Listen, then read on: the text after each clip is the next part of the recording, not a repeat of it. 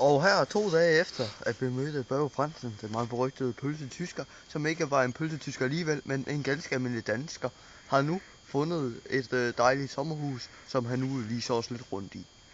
Og Børge Rasmussen, hvad kan du fortælle os om dette sommerhus? Jeg kan sige, det er et sommerhus. Ja. Det ligger lige her. Ja. Fremragende grund.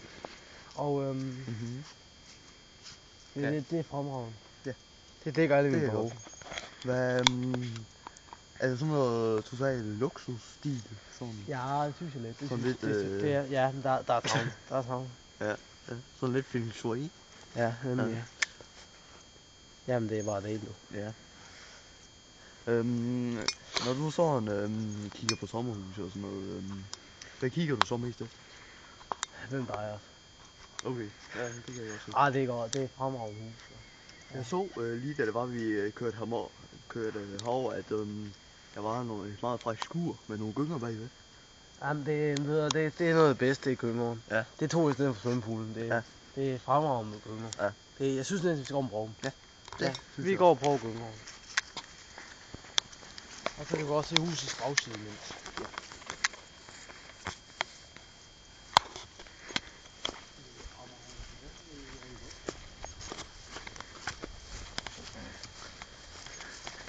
Jeg er Danmarks næste i gynger. Ja. Ikke noget om det. Nej, fremragende.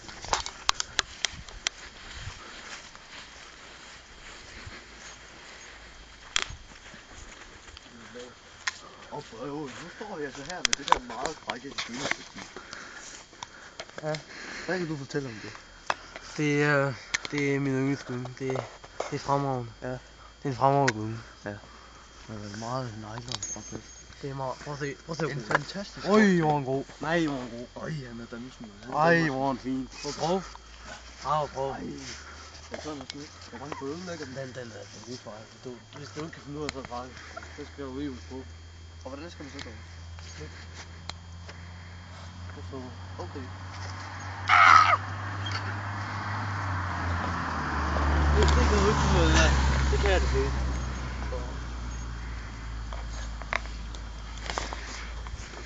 Næste gang, i dette meget spændende boligprogram, følger vi Børge Rasmussen i hans kamp for at købe denne bolig med hans møde med ejendomsmægleren.